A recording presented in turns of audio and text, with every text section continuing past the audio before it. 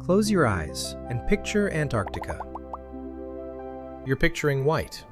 You always do. White ice, white sky, white horizon in every direction. It's the one color this continent is famous for. Now, I want you to hold on to that image, because I'm about to ruin it. In 2017, a research ship drilled into the seafloor off West Antarctica and pulled up a tube of mud from 30 meters below the ocean floor. Inside it, tree roots, still branching, still holding the shape they held the day they stopped growing. Scientists CT scanned the sample, the same machine you'd get scanned in for a broken bone, and watched a forest appear on the screen.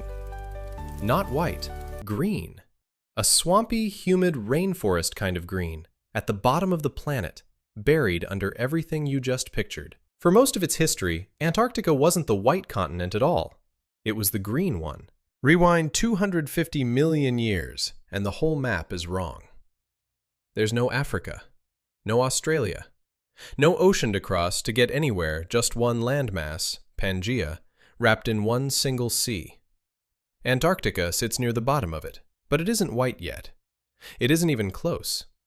The air back then holds far more carbon dioxide than it does today, and that traps heat the way a blanket traps warmth under a closed door. Enough that even the edge of the world stays mild. Forests grow all the way to what will one day be the coldest point on Earth. Not the forests you're picturing, though. No oaks, no roses. Flowers haven't been invented yet, just conifers, ferns the size of houses, and horsetail plants older than the dinosaurs that walk beneath them, green from horizon to horizon at the South Pole. Something enormous moves through that green. 6 meters long, with a strange folded crest across its skull, unlike anything else alive at the time. Paleontologists would later name it Cryolophosaurus, frozen crested lizard.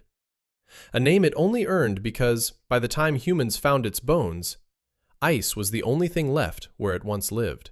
But when it was alive, 190 million years ago, there was no ice anywhere near it, just green. And a forest it's raising young in. A forest that will spend a third of every year in total darkness. Follow it through 1 year, and you'll understand something most people get wrong about the poles. Summer here barely ends. The sun just drags itself sideways along the horizon for weeks. Rivers swell. Insects hatch by the millions. Everything eats constantly, because every animal here already knows what's coming. Then the color starts leaving. The light shortens. The green drains out of the trees first, then the ground, and eventually the sun sets and doesn't rise again for months. Scientists used to assume the dinosaurs simply left before that happened, migrated out and came back once the light did, the way birds do today. It made sense. It was also wrong. The proof was sitting inside the trees the whole time. When researchers cut into fossilized trunks from this forest, they found growth rings, the same rings you'd count in any tree today. But these rings had gaps. Every single year, growth stopped completely, then started again. That's not what a tree does in a mild winter. That's what a tree does when its light source vanishes entirely. Which means this forest didn't turn green for visitors and wait for them to leave. It stayed rooted, year-round, and simply endured months with no sun at all on a schedule every single year. And that rewrites the picture of Cryolophosaurus completely.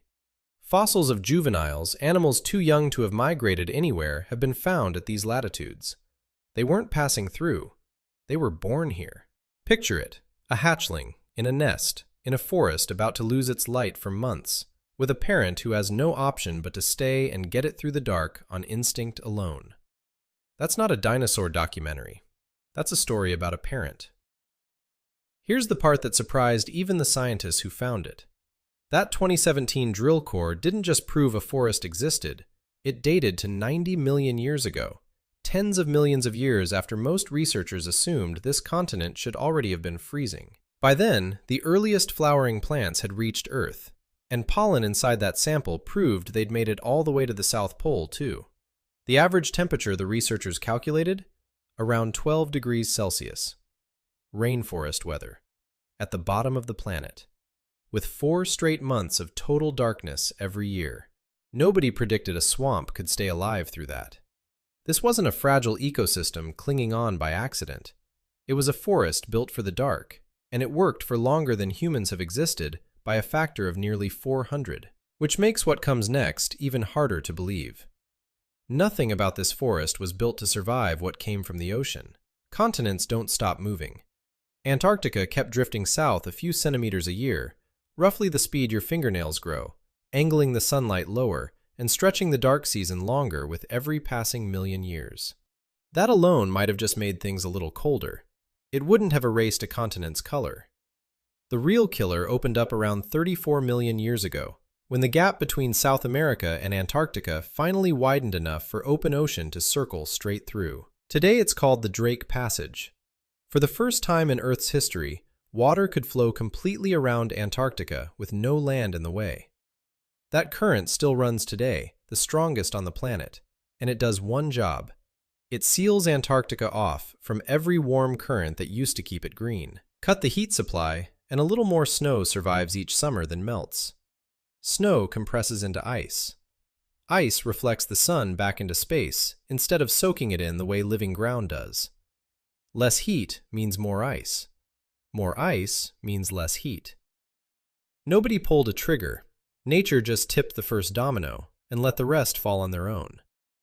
There's no single day you could point to and say, this is when the green disappeared. That's the part that should actually unsettle you. Generations of Cryolophosaurus descendants raised their young in that same forest, year after year, never knowing each winter was lasting slightly longer than their parents had. A child grew up in a world that looked almost exactly like the one their grandparents knew, green enough that nobody thought to fear white. Then one year, the snow that used to melt by December didn't. The rivers that used to run every summer stopped. The roots that had held that color in the ground for 100 million years were buried under ice that never left again. Everything that could leave did. Everything that couldn't became exactly what we dug up: root and pollen and bone, sealed under a lid 5 kilometers thick. Today, people fly across the planet and pay a small fortune to stand on that ice. They photograph the whiteness, the penguins, the silence, and they assume this is what Antarctica has always been. It's the newest chapter, not the whole book. Under their boots, the green is still there, still rooted in the exact spot it grew, because there was never anything left alive to disturb it. Earth didn't destroy that world to punish it. It didn't even notice doing it. A few centimeters a year, for long enough, was all it took to turn the greenest place at the bottom of the planet into the whitest one, and make us forget it was ever any other color.